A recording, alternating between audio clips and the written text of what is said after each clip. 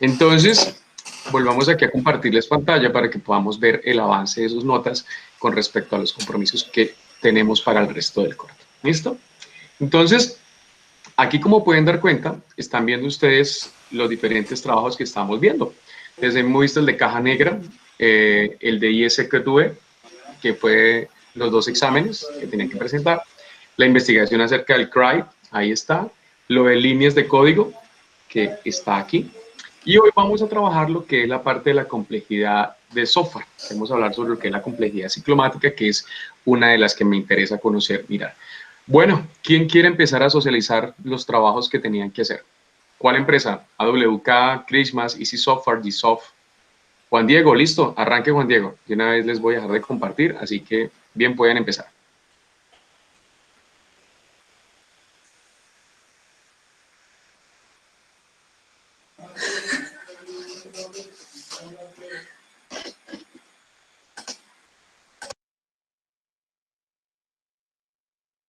Listo, Juan Diego, estamos esperando.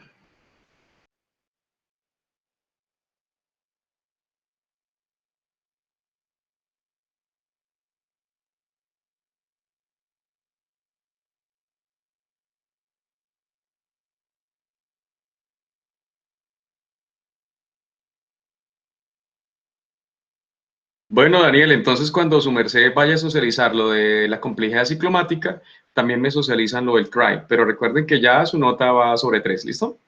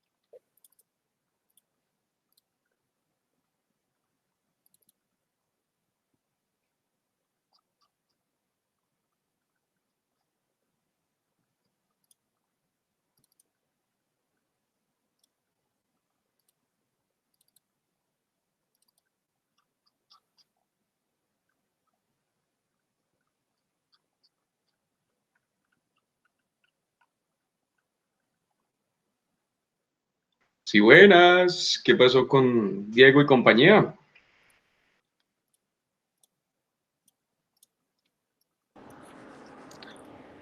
¿Ya ven, Inge? O... Sí, ya sé. Sí, señor, ya vemos su pantalla.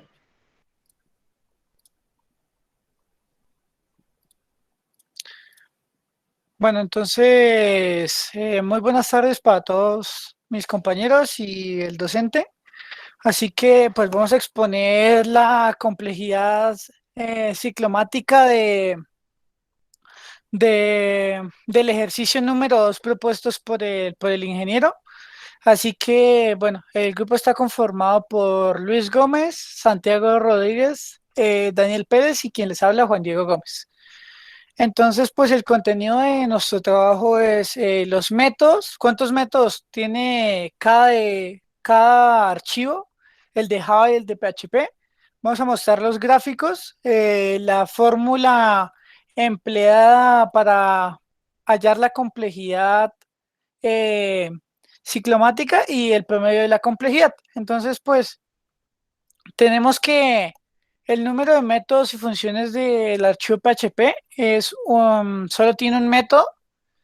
Y en cuanto a los métodos y funciones que tiene el archivo de Java, son 16. Entonces, pues dividimos el grafo, hicimos la partición de los nodos de esta manera, ya que según los videos propuestos por el profesor, explicaban de una forma cómo, cómo subdividir los nodos de tal manera que estuviera pues de la forma óptima. Así que lo dimos de esta forma y el grafo nos quedaba de esta forma, teniendo en cuenta que los primeros tres números son los condicionales iniciales, que es en todos con ampersand, o sea, significa que sí o sí se tiene que cumplir.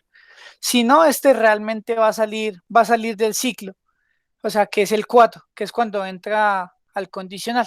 Entonces, pues, no sé si queda que, como lo explique más a detalle, o pasamos a los de Java. ¿Cuántas líneas, me recuerda cuántas líneas de código tenía ese método, el que revisaron? Tenía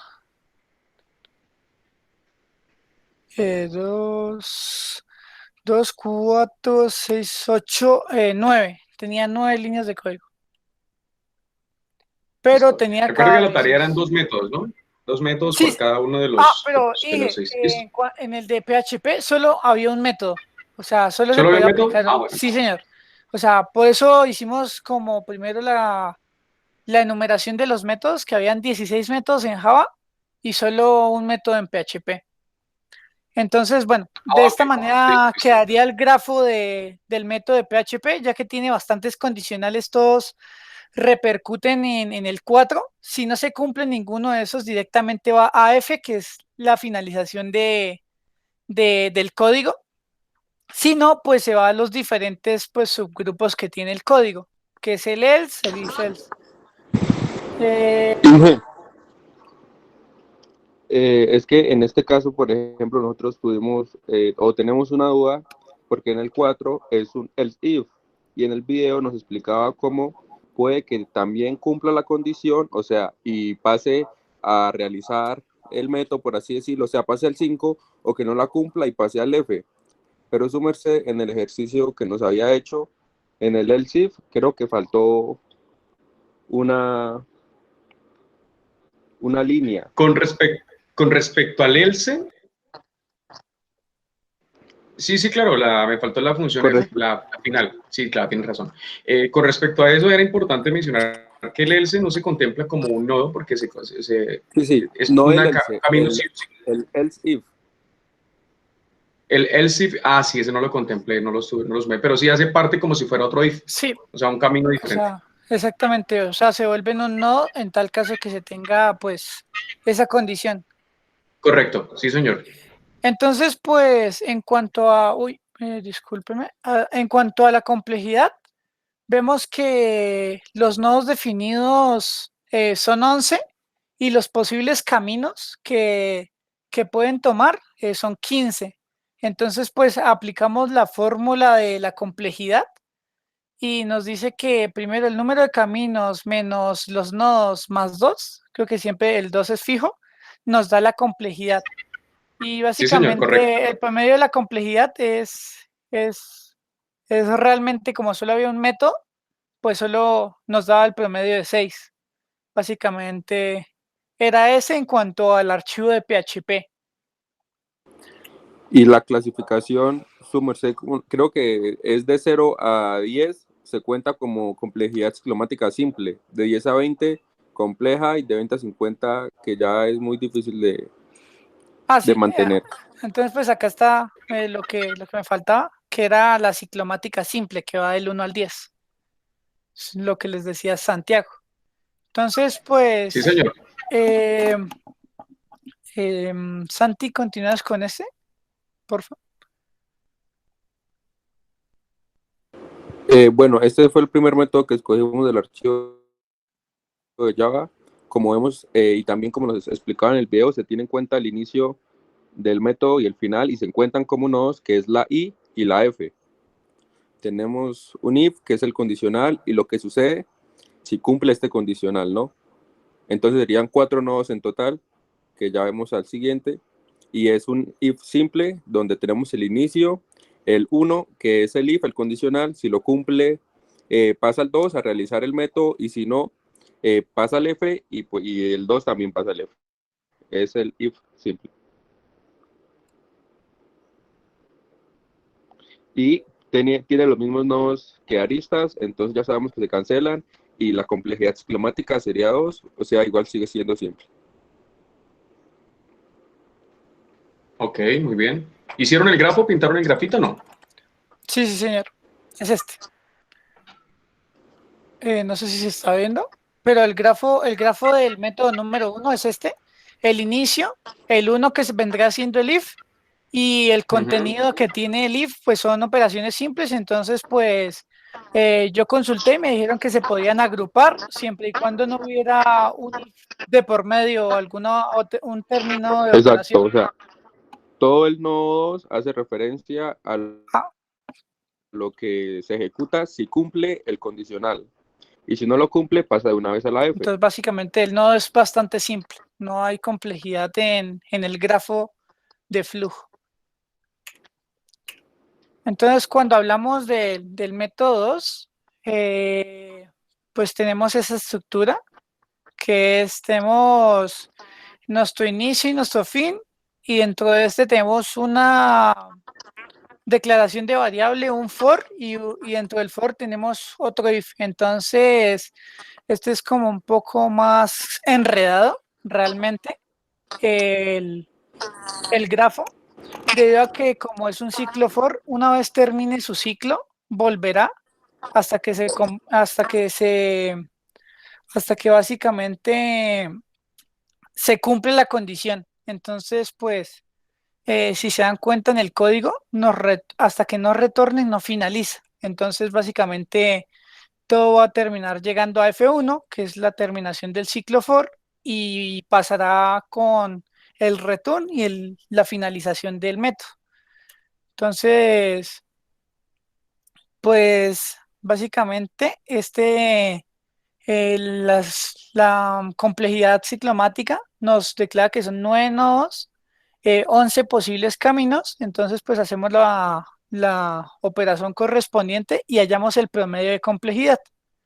Entonces acá vemos que hay bastantes métodos que fueron los que listamos al comienzo del archivo, por el promedio que nos da, y tenemos que, sin embargo, sigue siendo una complejidad ciclomática simple, que no sobrepasa el nivel para que se vuelva algo compleja, muy compleja o muy difícil, básicamente. Y pues eso sería todo. Así que muchísimas gracias. Listo. En resumen, la complejidad ciclomática de los dos archivos o los dos métodos que ustedes analizaron fueron muy bajitas. La una fue de 2,5 y la otra de cuánto fue. La otra fue La mayor, si no estoy mal, fue de 6, de pero 6, para que se considere complejo debe pasar del el 10, rango de 10. sí. Y el otro fue, creo que también fue de 2,5.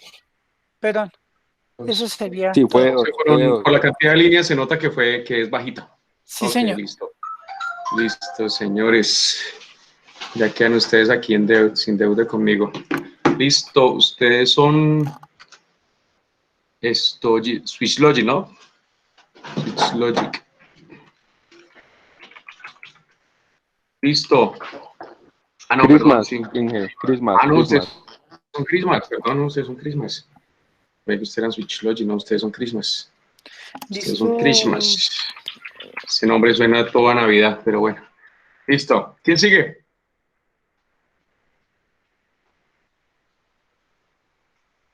Easy Software, Gsoft, Nordic, Switch Logic, STK Studios. Easy Software, listo, Paula. Arranquen pues.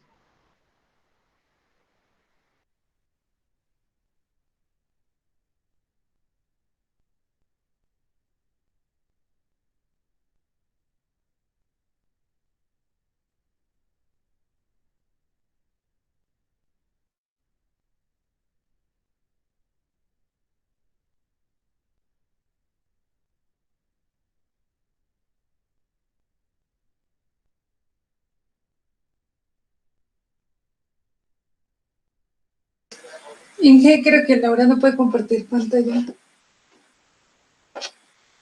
Ah, carajo. ¿Tiene problemas o qué? No, Nosotras, no, pero no he escrito nada por el chat. no, me estaba diciendo que sí ya se veía, pero no, no se ve. No vemos nada en pantalla.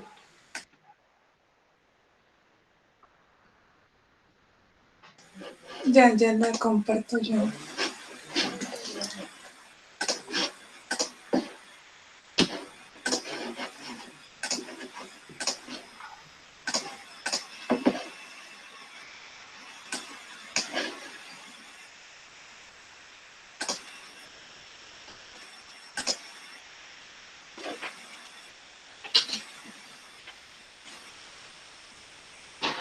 Ah, el micrófono no le está sirviendo.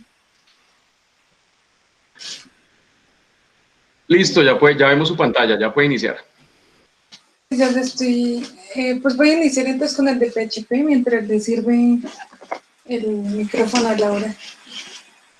En este ejercicio la verdad que estuvo muy largo porque todo el archivo es es como si fuera un solo método. Entonces tiene, como pueden ver, tienen demasiados condicionales que inician y terminan. Entonces, la verdad fue bastante extenso. Tenía demasiados switch, demasiados else. Entonces, pues no lo detallé ahí uno a uno, sino que en el grafo salió básicamente esto. Entonces, lo que pasaba era que tenía iniciado un if y tenía la opción de, bueno, terminar todo de una vez. ¿Utilizaste alguna herramienta para análisis de grafos de software? No, señor, él era tan grande que de verdad no lo reconocía, entonces lo hicimos a mano, porque... No. Qué bien. Sí, señor. Entonces lo que hacíamos era coger if condicional por condicional y entonces de ahí íbamos derivando como una secuencia.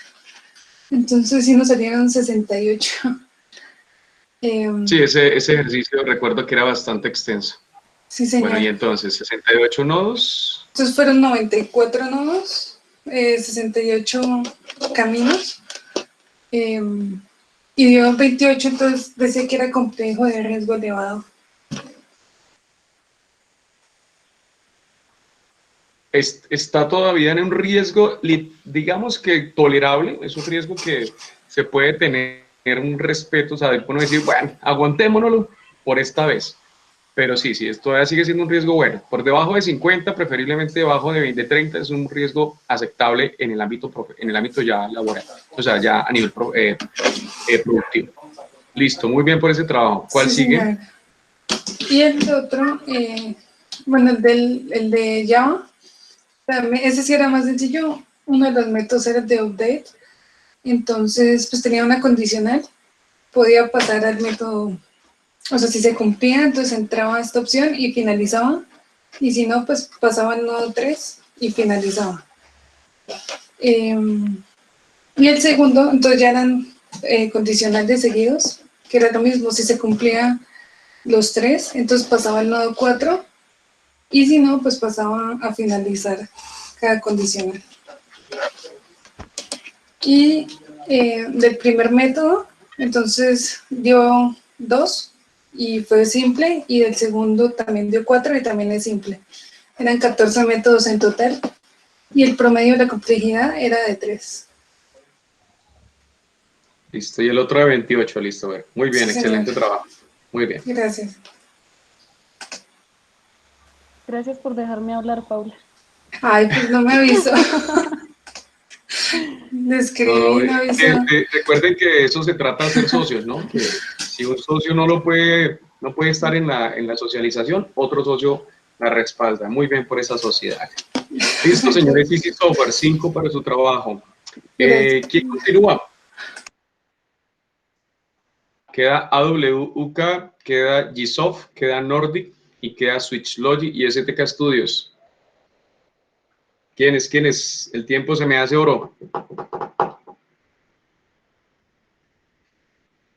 Señores, AWUK, Erika, Oscar y compañía. ¿Están listos? Los señores de Gsoft, el señor Botello y el señor Pava. O los señores de SwitchLogic, que son Joan, Juan David, Santiago José y Juan Sebastián. ¿Quién está listo para pasar y socializarnos?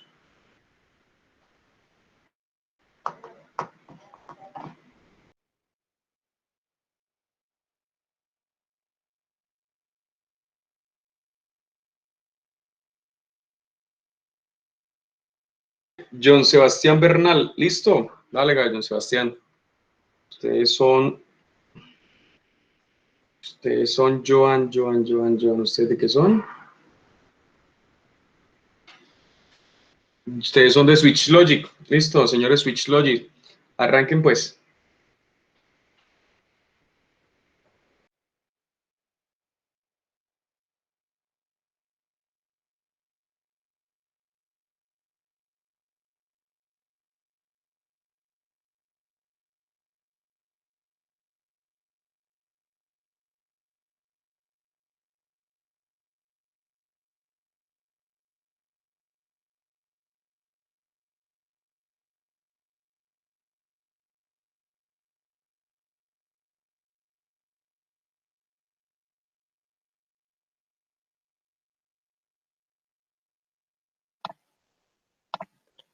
Creo que ya me escuchan.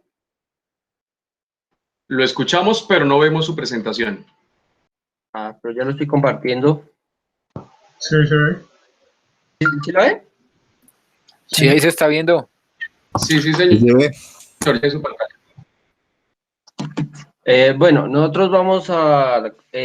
nuestro primer ítem es que es la complejidad ciclomática. El segundo fue la cantidad de métodos que tiene cada ejercicio. El tercero fue el grafo de los dos métodos.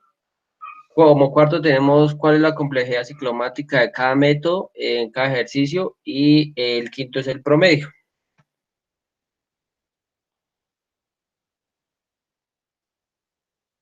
Bueno, la complejidad ciclomática es una métrica de software en la ingeniería que proporciona una medición cuántica de la complejidad lógica de un programa, como ya el ingeniero nos lo había hecho saber. Este es como tal pues, los métodos que contamos. El de Java cuenta con 65 métodos y el de PHP no cuenta métodos porque es un desarrollo de un frontend. Este es el de PHP. Ahí quiero que se cambien. El de... Bueno, esa diapositiva va al final. Este es la de complejidad. Escogimos el método número 10 de los 56 para hacer el grafo. Este cuenta con 4 if seguidos. Es este, que sería... Esa sería la representación del grafo. Ya que primero va un if y si no se cumple esa condición, sigue otro camino de if hasta llegar al final como tal. Es que está muy enredado ese método.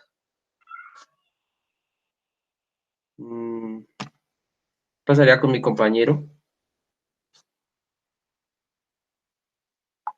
Bueno, Sus compañeros, porque es que son 4. Como la complejidad, nosotros hicimos algo que fue, primero hicimos el grafo de los dos métodos, pensando que se hacía así, y sacamos la complejidad total de esos dos métodos. No sé si esté bien, ingeniero. Y nos dio ese resultado que es 2. Y después lo hicimos sí de cada método, que sería, que daría 1, y el siguiente, que sería el método número 11, daría 2. Y ambos serían simples y sin riesgos. Sí, son muy pequeños. ¿Ustedes cuál fue el que les tocó el ejercicio número 6? Creo que Sí. fue. No, Pero es sí, que el 6. el método 10 tenía aproximadamente 50 líneas de código y había un método que tenía 200 líneas. Un solo método. Entonces, Obviamente ustedes no escogieron el de 200, escogieron el de 50. Sí, exacto. Pero habían métodos más pequeñitos, habían métodos de 5 líneas, de 15, así. Por lo menos el método número 10 es de 50 y el 11 es de 15 líneas, de 30 líneas. Ok, bueno, muy bien. Sí, realmente ese método está muy bien, ese archivos están muy bien definidos. Ese era para el de PHP, ¿cierto? ¿Y el de Java? No, este es el de Java, porque el de PHP, no, pues ese le tocaba bastante. Es que el de PHP solo tenía Era HTML. Sí, era un frontend. No. El PHP que tenía era una línea nomás. Era un frontend. Un frontend. Y no tenían pues, muchos if. ¿Cuántos if habían? Creo que había... Uy, no, a veces sí no los conté. Por eso, entonces si tiene if, tiene complejidad. Y si tiene... Solo tenía un if. Sí. ¿Solo tiene un if? Bueno, si tiene un if, entonces no valía la pena revisarlo. Listo, sí, muy bien. Listo. Vale, muchas gracias. Hay grupos que ahorita les toca fácil, no se preocupen, que van a decir, ay, pero este mal le tocó todo fácil, todo relajado. No, es que más adelante van a ver un poquito, las cosas van a cambiar cuando empecemos a analizar otras cositas que van a verse influenciadas, sobre todo cuando trabajen, por ejemplo, aquí estos señores de Switch Logic, que les tocó un trabajo bastante con HTML, Cuando empecemos a mirar código maloliente y empecemos a ver otros tipos de complejidades, vamos a darnos cuenta que a veces es mejor un código en back-end que un front-end a la hora de analizarlo. Listo, muy bien, señores Switch Logic. Me queda Gsoft, Nordic STK Studios y AWUCAP. ¿Quién toma la iniciativa? Por favor, estemos listos para no perder tanto tiempo en el proceso de socialización. Listo, Oscar, hágale pues. Va para allá.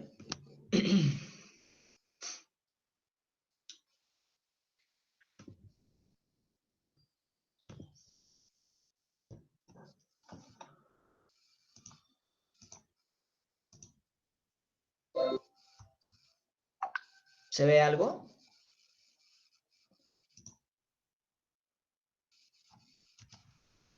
Sí, señor, ya se visualiza su presentación.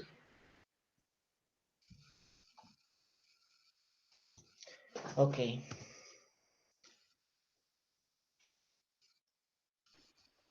Bueno, entonces estamos, estamos haciendo su complejidad ciclomática en dos métodos, en Java y PHP.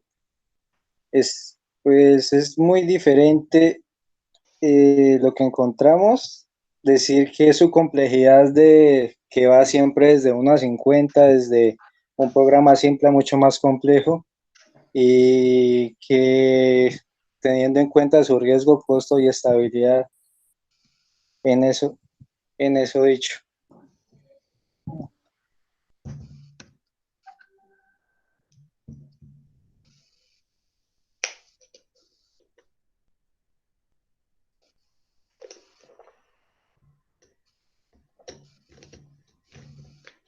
Métodos. Bueno, en el archivo de Java habían 141 métodos. Todos ellos suman una complejidad ciclomática de 610 y en un promedio sería 4.3, bueno, 4.35. Y en PHP pasa lo similar a lo de los grupos anteriores. No habían métodos, pero pues para el ejercicio se cogió solo una condición if como general, digámoslo así, que era que validaba bueno, ahorita les muestro. Bueno, el método, este es un método del ejercicio de Java.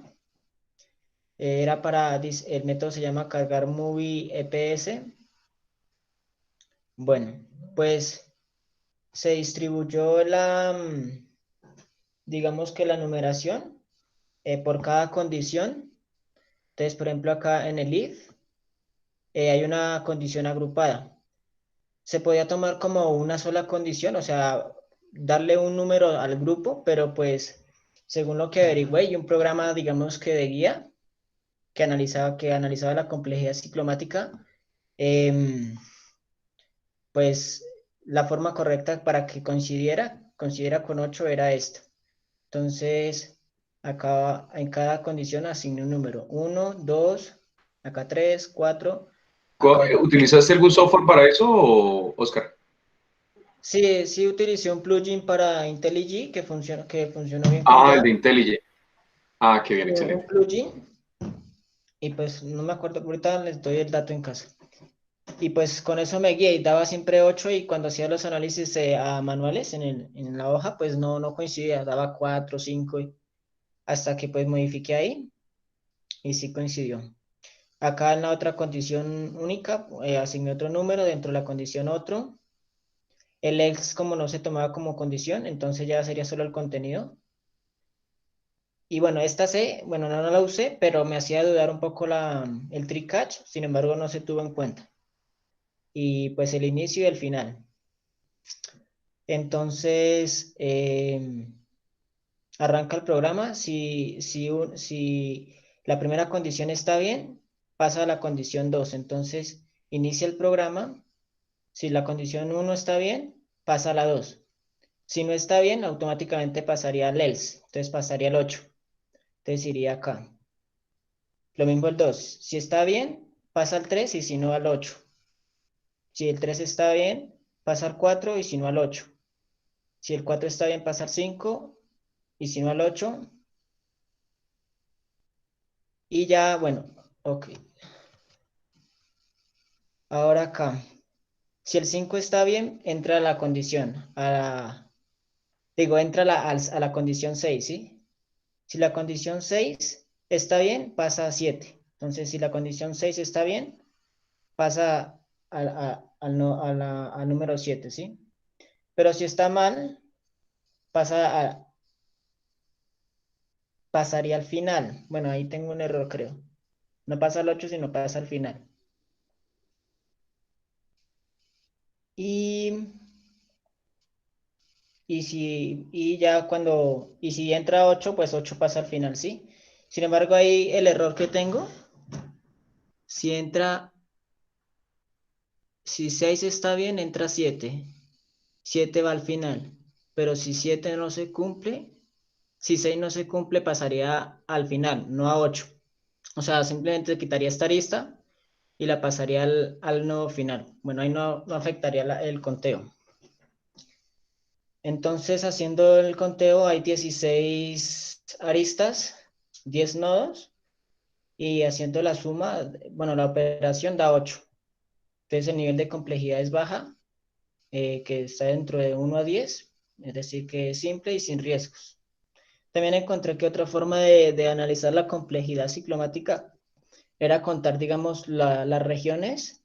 Entonces, acá hay 1, 2, 3, 4, 5, 6, 7 regiones y se toma una global, da 8. Es otra forma de contarla. Listo, ese sería para el de Java, ¿cierto? Sí. Listo, ¿y el de PHP?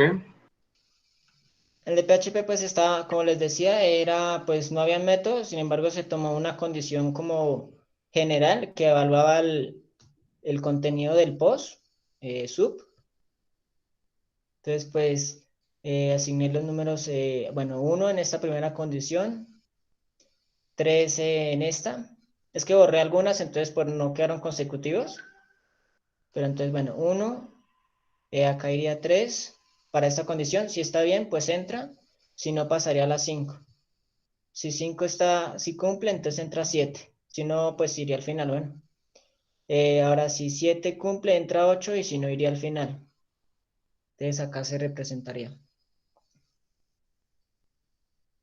Entonces inicia. Listo, muy bien. Y nos dio una complejidad ciclomática de 4. De 4. Sí, ese método se ve que está cortico. Bueno, ese sí estaba un poco más extenso. Sí, yo también tomé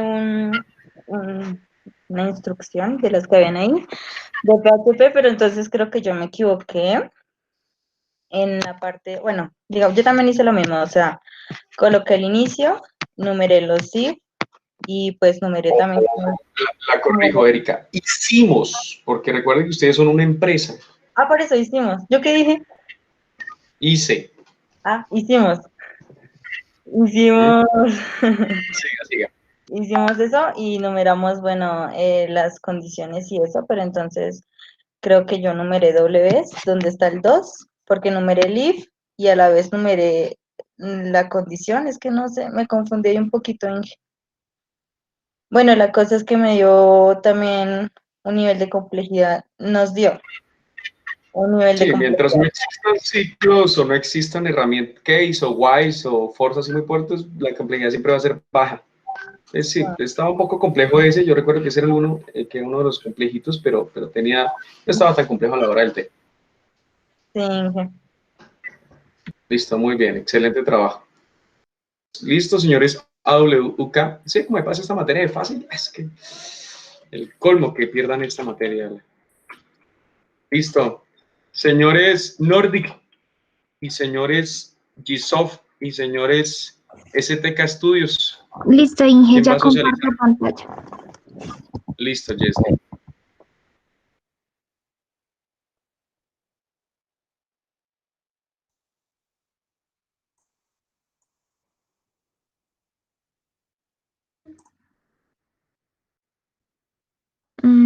Bueno, en el caso de nosotros, solamente trabajamos con Java porque en PHP no teníamos métodos, no había ni siquiera un solo condicional.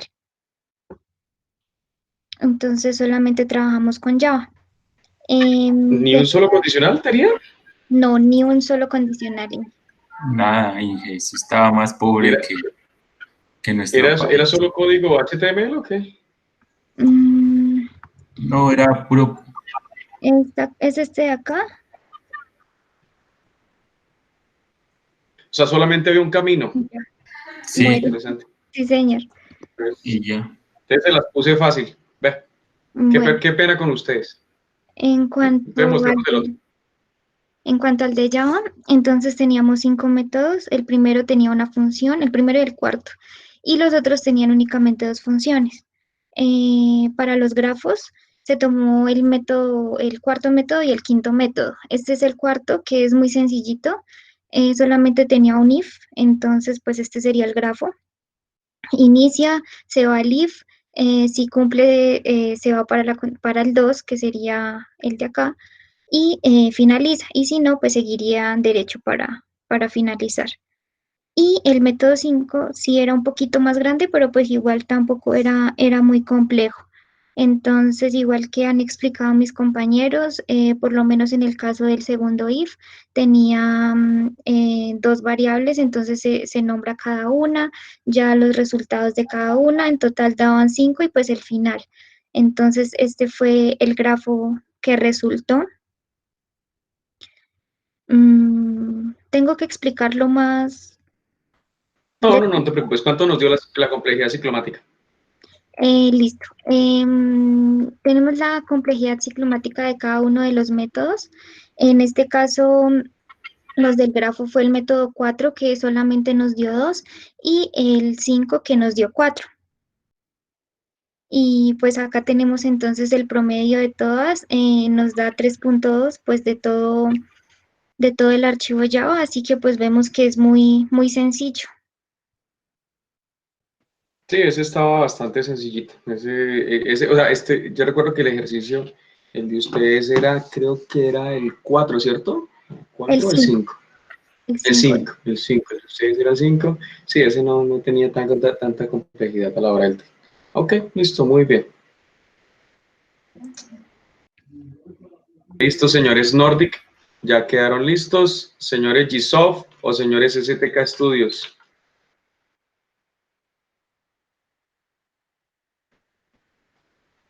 Señores Gsoft, ¿no están los señores Gsoft? Gravísimo, imaginen los dos socios y no están. Grave, grave. Los señores STK Studios, entonces. Inge, ¿Qué? tengo una pregunta. Pregunte. ¿Los nodos, digamos, de inicio y el de final se cuentan también? No, eso no se cuenta porque hacen parte del camino original, del camino base. No se cuenta.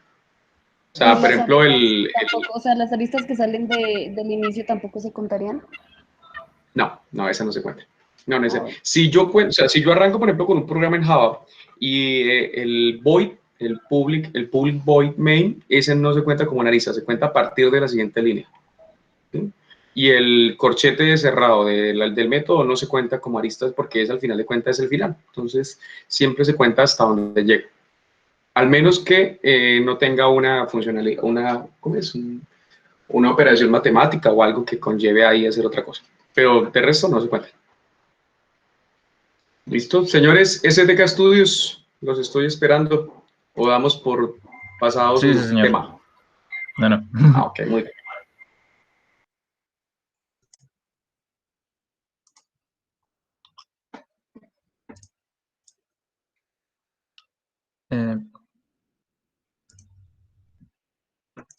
Bueno, pues de por sí nosotros tenemos que presentar 2 cosas, así que inicio con lo del CRY. Pues era el listado de productos sobre ISTQ. Sí, señor, arranquen con la deuda. Sí, señor. Listo. Estos son los que tomamos, los links, más que todo. Y la pequeña explicación. Bueno, el link de acceso a la publicación de Foundation of Software Testing. ¿Qué información adicional presenta el artículo de lo visto en clase? ¿Que el nivel de testing es suficiente o necesario en un software? Este habla directamente sobre que el proceso de testing en un software jamás, este proceso debe continuar por todo el tiempo de vida del software, cada actualización que éste llegue a tener. Y las conclusiones a las que llegaron los investigadores es que generalmente se dice que los defectos arreglados durante el proceso de test ahorrarán tiempo y dinero después y a su vez reducirán el riesgo de esta aplicación o de este proyecto. Entonces necesitamos mostrar que el caso se encuentra en orden, siendo esta la base para realizar la prueba y ser valorado.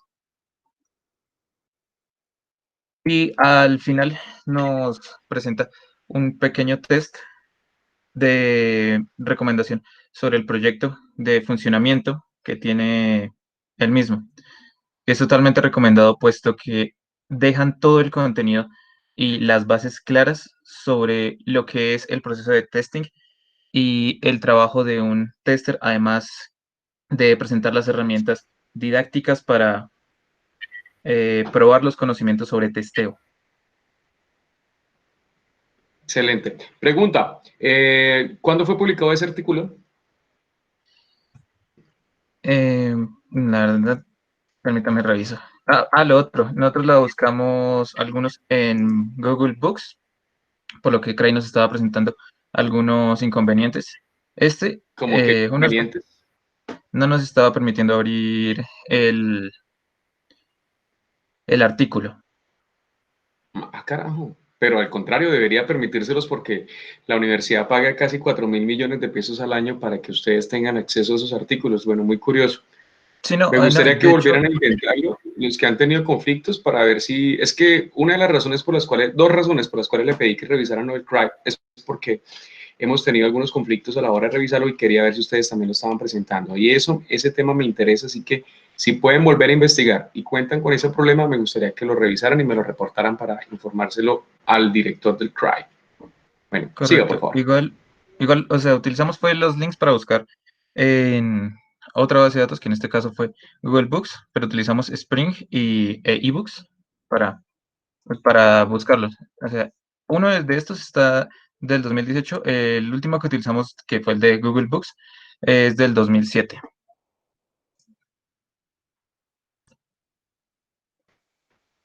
Ok. Vi por ahí uno de 2018. Sí, señor, el de Springer que utilizamos. Excelente, ese es muy bueno. Chévere. Y si lo pudieron descargar, está descargable, ¿cierto? Creo que todavía están en la parte libre. Tengo entendido que sí. Porfa, si quieres, regálame ese. Bueno, ¿ustedes dónde tienen publicado esa presentación? Todavía no la hemos subido al... Por favor, me compartes esa dirección a mi chat, por favor, que me interesa esa URL. Sí, señor. Muy bien, entonces por favor sigamos con el otro ejercicio. Entonces listo, ya les quedó su notica sobre paredes. Ahora miremos la de complejidad ciclomática. ¿No falta algo más? Perdón. No, sino que es que con el otro no lo tenemos terminado, por lo que tenemos algunos métodos, sino que, digamos, este es uno de los métodos que tenía el proyecto, que no es de los más largos. Este es de los más largos que encontramos a lo largo del proyecto y no hemos sacado el promedio que tiene. Esto solamente por la parte de Java, que en este se encontraron aproximadamente 10 ifs, si no estoy mal. O sea, en pocas palabras... qué bueno, están utilizando Jeppy. Excelente, Jeppy. Jeppy es muy chévere para utilizar eso. Para los que no lo utilizaron, me parece Jeppy es muy bueno. Yo lo utilizo muchísimo cuando estoy haciendo mis auditorías para hacer esas valoraciones. Me permite sacar esos grafos de manera automática y optimizo los tiempos de consulta. Ok, eso sí, de manera automática, el programa no nos permitió hacerlo, así que nosotros tomamos nodo por nodo con las herramientas que nos muestra acá para ir armándolo punto por punto de conexión. ¿No se los quitó? No, señor. No funciona, o sea, al menos a nosotros no nos funcionó para manejarlo así, Por eso es que nos demoramos tanto, porque este ni siquiera está terminado, es la mitad de uno de los métodos y es bastante complejo. Listo, bueno, muy bien. Qué curioso. Voy a revisar. Listo, ese es el de Java. ¿Y el de PHP también les pasó lo mismo o solo han hecho el de Java? Solo hemos hecho el de Java hasta ahora. Vale, bueno, muy bien. Excelente. Vamos a ponerles acá. Tum, tum, tum, tum. Entonces, queda por ahora un 3 con la idea de que me lo entreguen para de aquí al jueves a más tardar. ¿Listo? Sí, señor. Bueno, señores, ¿y los señores de Gsoft saben algo, no? Están fuera del país, están haciendo negocios en Bogotá, ¿qué saben de esos señores? Nada. Bueno, voy a compartirles presentación para pues continuar y en 5 minuticos vamos a hacer estas clases corticas para no torturarnos tantos. ¿Listo? Voy a compartirles pantalla para continuar con el proceso. Entonces,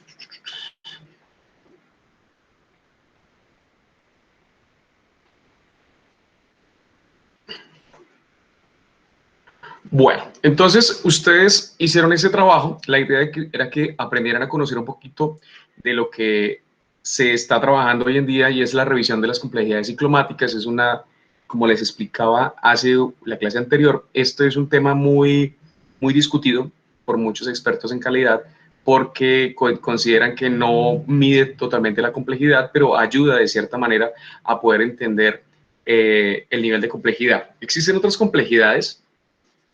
Entonces, ¿cómo reduzco las complejidades ciclomáticas? O sea, ¿cómo ayudo para que mi código se reduzca en esas complejidades? Entonces, lo primero que debemos hacer es, hay una teoría muy bien aceptada en el mundo de la programación y es que se llama máximo, o sea, trabajar métodos pequeños. Yo creo que este es uno de los grandes consejos que se utilizan en el mundo de la programación. O sea, cuando yo utilizo métodos pequeños, por eso lo pongo acá, en negrita, acá, resaltado, es una de las condiciones fundamentales. Vamos a verlo ahorita más adelante por qué. Cuando nosotros utilizamos métodos de máximo 60 líneas de código, ya les explico por qué, puedo garantizar que mi código tenga una complejidad básica. Entonces, nosotros a veces somos expertos escribiendo código espagueti, o sea, empiezo a escribir código y escribo código y me vuelvo, mejor dicho, un poeta en código fuente y no me tengo a pensar en esto, que la máxima cantidad de líneas que debe tener un método son 60 líneas. ¿Listo? Entonces, importantísimo. Tratar de evitar los retornos nulos. ¿Sí? Eso es muy común sobre todo cuando trabajamos con Java. El null pointer exception, eso es una situación muy compleja y los ingenieros no somos muy buenos para trabajar con el try y con el catch, sobre todo cuando trabajan en Java, ¿no? Evitar parámetros opcionales, o sea, este tipo de parámetros, perdón por el error acá ortográfico. Esos parámetros que se pueden usar o no se pueden usar son parámetros que me generan conflictos a la hora de trabajar códigos. Hace unos años estaba haciendo tutoría en una empresa de telecomunicaciones en Bogotá y encontré una función que tenía 45 parámetros. ¿Usted sabe lo que es analizar 45 parámetros, de los cuales 40 parámetros eran opcionales? Era terrible, o sea, imagínense, 40 parámetros opcionales. Era una función, además era una función que tenía 2000 líneas de código. Tiene huevo, literalmente, el que hizo ese software, porque ¿quién se va a poner a analizar 2000 líneas de código con 45 parámetros? Eso no tiene presentación ni aquí, ni en China, ni en la India, ni donde sea. Eso es imposible de entender. Tratar de evitar la sentencia switch is case. ¿Sí? ¿Por qué? Porque realmente la sentencia switch is case es un pequeño if else ahí como escondidito, ¿no? Eso es ahí, al final de cuentas es eso, ¿listo? Entonces, y eso va en contra de algo que nosotros llamamos principio de responsabilidad única, que lo tomamos acá. ¿Qué es un principio de responsabilidad única? Ojo con eso. Cada método debería hacer una sola cosa y hacerla bien, ¿listo? Este método es algo supremamente valioso, por eso lo traigo de cada colección, lo traigo acá, lo pongo acá en rojita, lo pongo acá en resaltado y lo pongo en rojo. Esos métodos, ingenieros, futuros programadores o ya programadores y muy buenos, solamente debe hacer una cosa. Yo no puedo tener la desgracia de hacer un método que haga 3 cosas al tiempo. No, no, no y no y no. Profe, pero es que me ahorro una línea de código. No me importa. No debe usted hacer un método que me haga 5 o 6 cosas diferentes. No, un método debe hacer una sola cosa y garantizar que la haga bien. Esa vaina de que los métodos polifacéticos que hacen una cosa y que suman y que restan y que multiplican y que restan dependiendo de... No, eso está muy mal visto en el ámbito de la programación, ¿cierto? Cuando yo encuentro un método de este estilo, yo lo único que puedo decir es que es un programador novato. Sencillamente yo decir, lo primero que pregunto es, ¿usted dónde se graduó? Me dice, ya me estudié en la universidad, Yo, qué raro, porque esa universidad es muy buena. Y lo primero que yo llamo, y yo me tomo la molestia de llamar a esa universidad y hablar con el decano, venga, ¿ustedes sí les están enseñando a sus ingenieros esta cosa?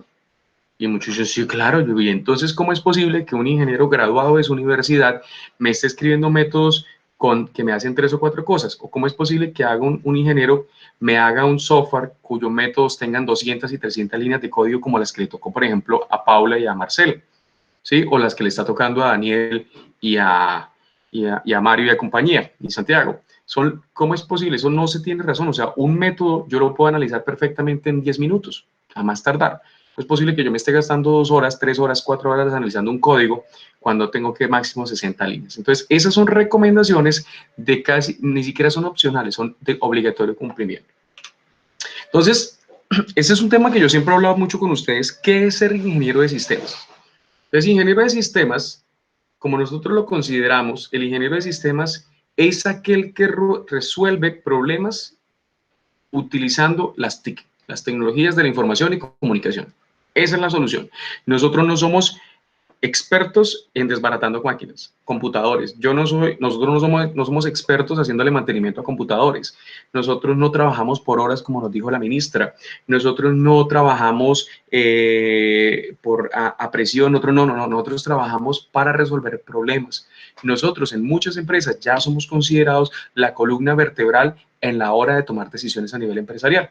¿Por qué? Porque sencillamente somos los que garantizamos que se resuelvan los problemas utilizando tecnología. Entonces, nosotros no somos expertos, o nuestra prioridad, señores, no es analizar requisitos. Ojo, no es diseñar sistemas, no es implementar código, no es resolver incidencias.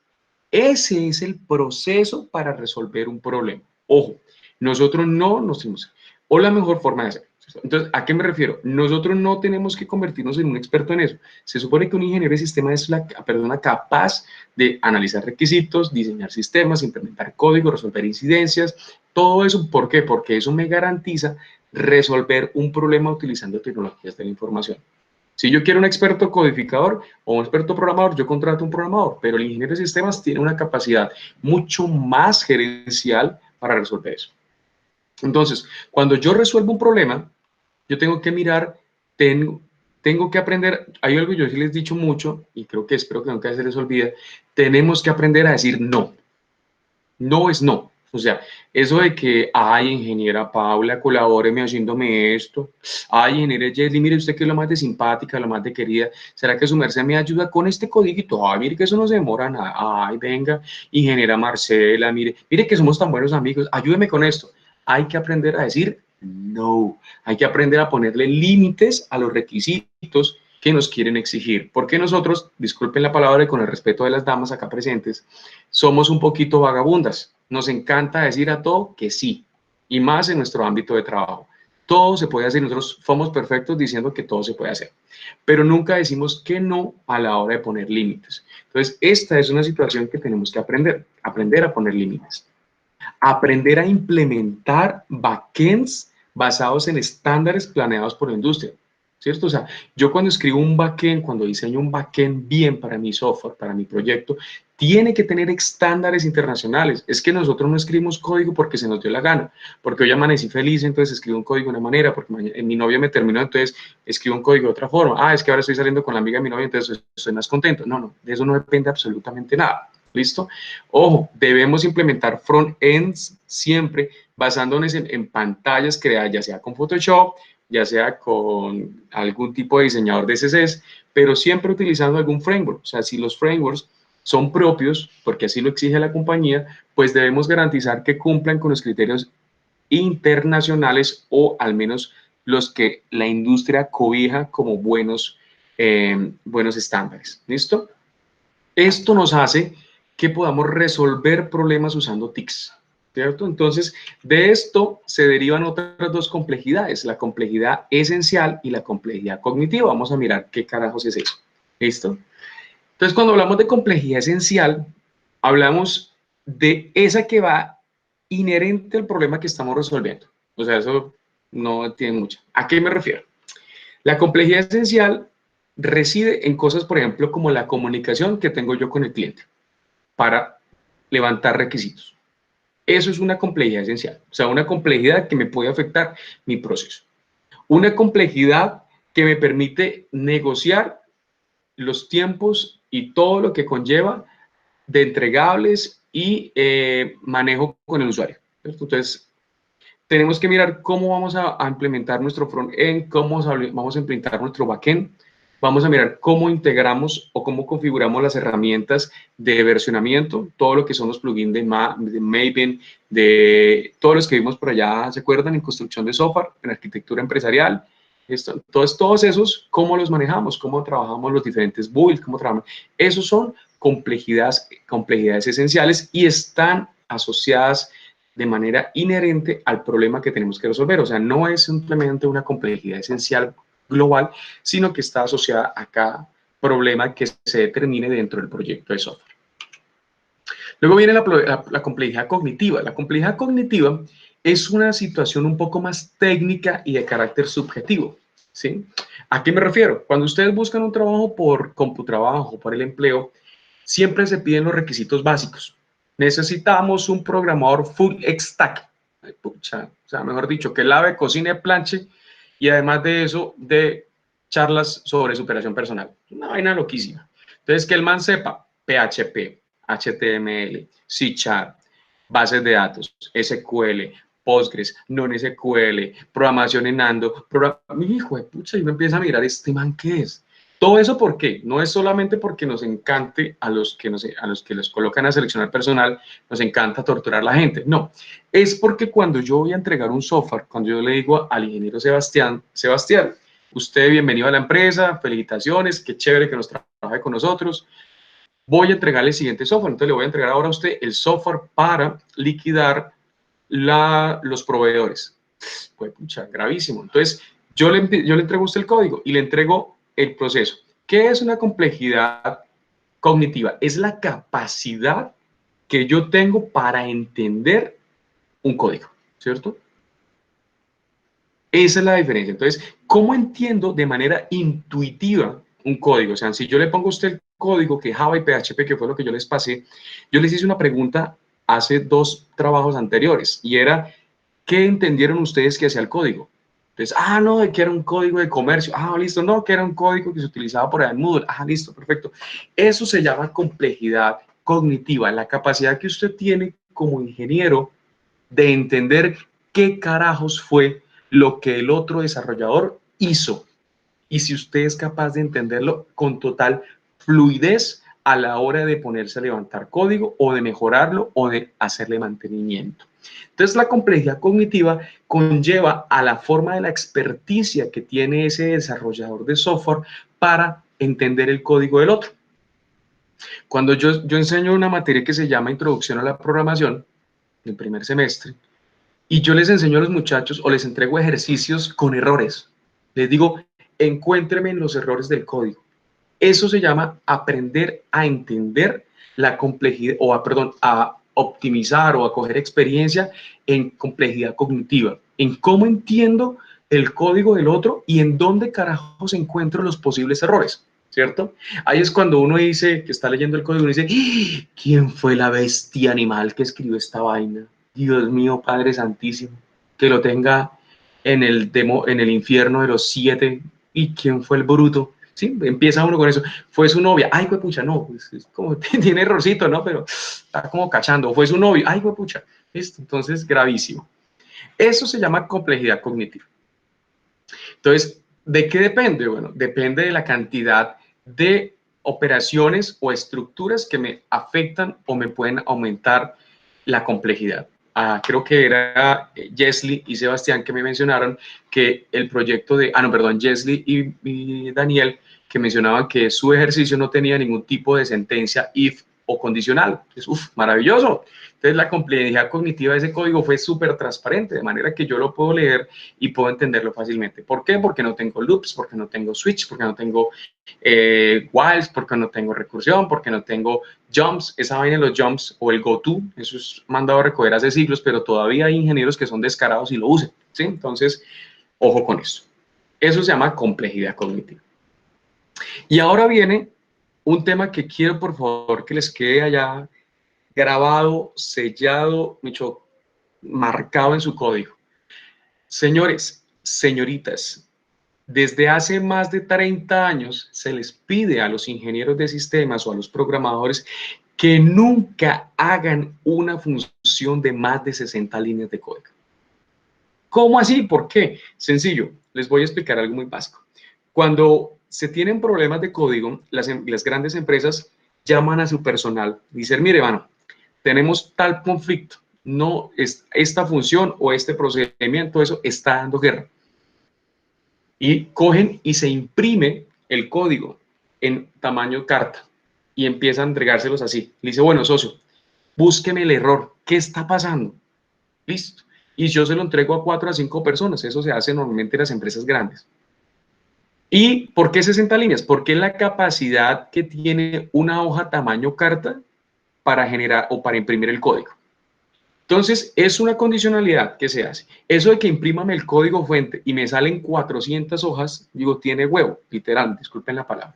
O sea, no tiene razón de ser. Entonces, señores, condiciones fundamentales, y esto lo digo desde mi ámbito de auditoría. Nunca, jamás de los jamases deben escribir líneas o métodos o funciones, como lo quieran ustedes llamar, que tengan más de 60 líneas de código. Solamente se permiten, como lo dice aquí, acá decíamos, bueno, acá me faltó algo. Lo idóneo es que esté máximo en 50, o sea, 60 que sea un tope máximo único. Y en el peor de los casos, y eso se pasa una vez máximo 2, un programa que tenga 70 líneas.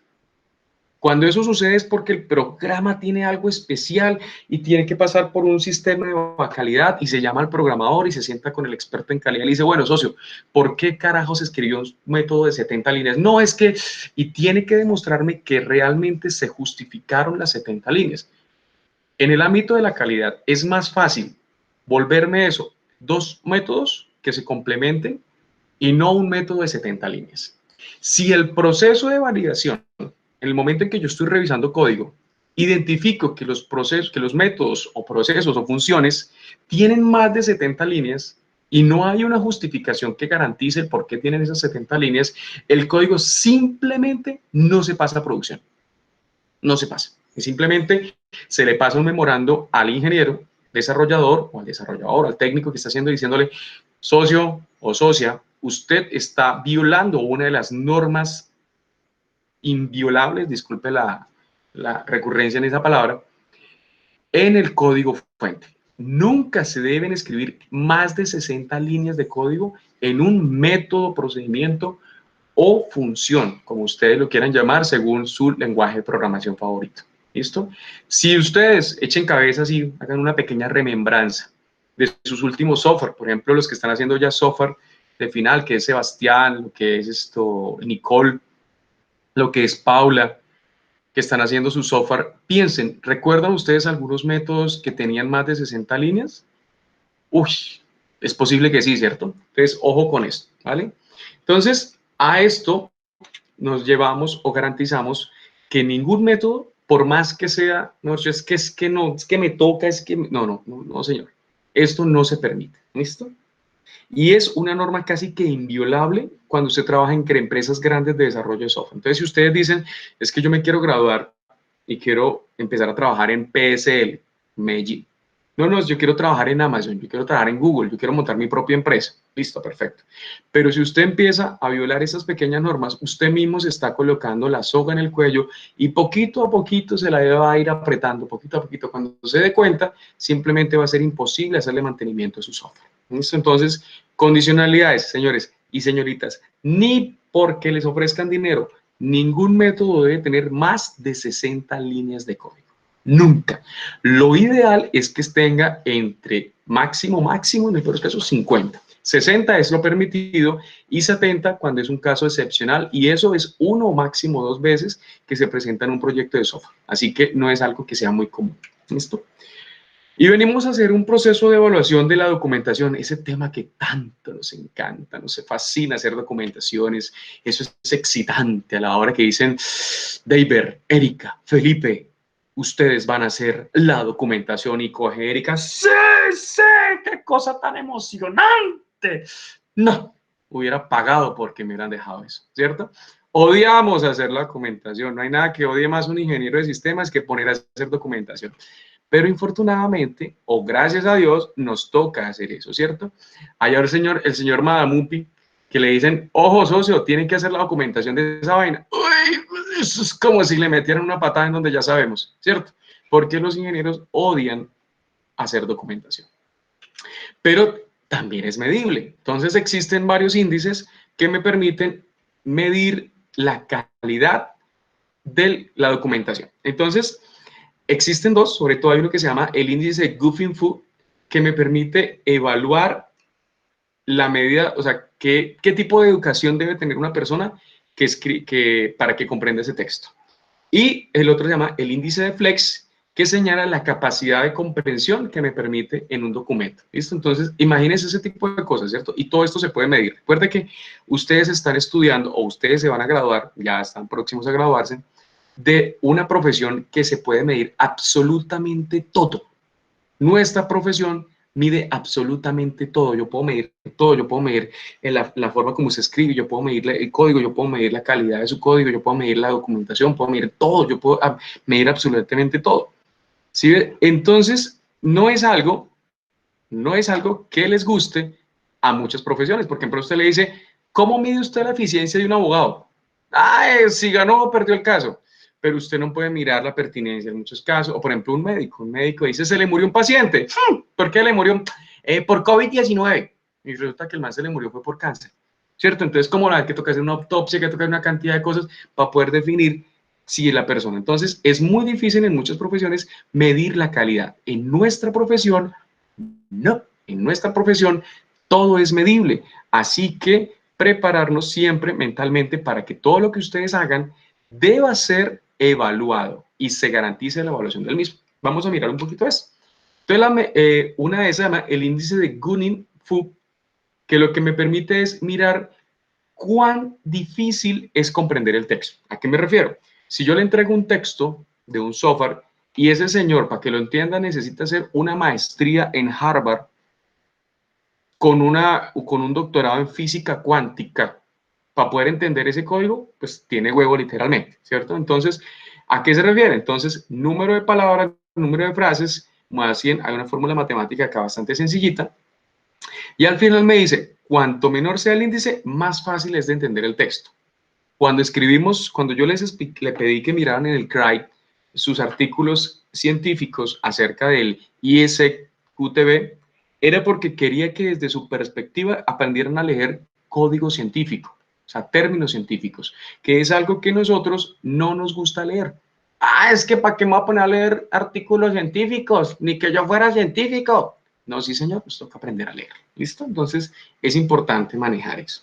Y luego viene el índice de Flex, y el índice de Flex es bastante sencillito, porque este me permite señalar la capacidad de comprensión, ¿cierto? Entonces, si yo escribo un código, por ejemplo, imagínense un manual como el de Facebook, ¿sí? Un manual funcional. Facebook fue desarrollado o fue pensado para usarse en cualquier parte del mundo, ¿cierto? Inicialmente no se contempló así, pero después vieron una buena oportunidad de negocio y ahora el señor Mark Zuckerberg es uno de los hombres más pobres del mundo. Entonces, todo lo que se genera de documentación para los software que ellos hacen, los de Google y otros demás, tienen que tener la capacidad de ser comprendido por prácticamente la totalidad de la población, ¿sí? Es que para yo utilizar Facebook, yo no necesito hacer una especialización, ¿cierto? Para utilizar Google y buscador de Google básico, yo no necesito ir a hacer una maestría en la Universidad de los Andes y allá, o irme para Stanford a hacer el estudio para poder entender lo que yo... No, debe ser tan práctico y tan sencillo de usar y entender que no necesito mucho de entendimiento adicional. ¿Listo? Entonces, así es como yo mido la documentación de un software. Listo. Vamos a otra cosa que también se puede llegar a medir, es la capacidad de reutilización del código, que eso es supremamente importante. ¿Cómo lo medimos? Entonces acá podemos mirar cómo medimos eso. Entonces existe una formulita matemática bastante sencilla para mirar qué tan reutilizado es el código que yo tengo. Una de las estrategias que hacemos los ingenieros es mirar que cuando yo hago un código fuente, que ese código fuente después me sirva para otros proyectos con algún tipo de similitud. ¿Listo? Listo, señores. Con esto terminamos la parte teórica del ejercicio. Por favor, para la próxima clase, o sea, para mañana, necesito sí o sí que todos tengan cuenta de GitHub. ¿Listo? Por favor, el que no tenga cuenta de GitHub va a hacer un esfuerzo magnánime y de sentarse hoy en su computadora, no sobre su computadora, en su computadora, y crear una cuenta en GitHub para hacer los trabajos que necesitemos de aquí en adelante. Vamos a trabajar con GitHub un ratico y después vamos a trabajar con algo local. ¿Listo? Entonces, por favor, para mañana, todos, absolutamente todos, van a necesitar una cuenta en GitHub. ¿Listo? ¿Preguntas, dudas, inquietudes? ¿O todo está claro o nada está claro? ¿O estamos más perdidos que en el Día de la Madre? Me preocupa los señores de Gisoft. Mire, siguen estando atrás. Si ustedes tienen algún tipo de amistad con ellos y los conocen, dígale que van un poquito mal conmigo.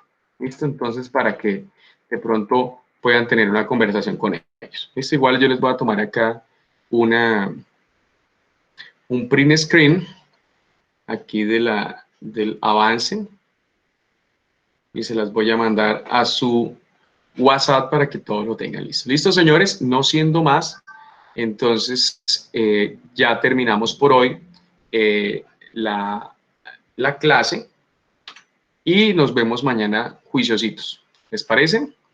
Bueno, no siendo más, señores, que tengan muy buena tarde para todos. Señoritas, igualmente, que estén muy bien.